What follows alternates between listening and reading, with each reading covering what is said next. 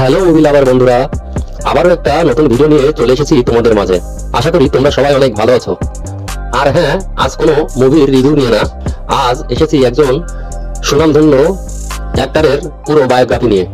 আমরা সবাই কম বেশি সাসপেন্স ক্রাইম থ্রিলার মুভি দেখতে ভালোবাসি, বাট এই ক্রাইম থ্রিলার সাসপেন্স মুভির জগতে যারা বেস্ট মুভি দিয়ে যাচ্ছে, আমরা কয়জনই তাদের জীবন সম্পর্কে জানি।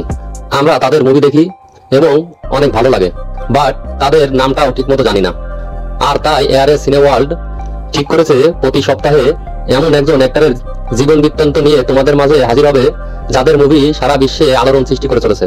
আর তাদের জীবন বৃত্তান্তের সাথে সাথে তাদের জীবনের বেস্ট মুভিগুলো তোমাদের মাঝে তুলে ধরা হবে।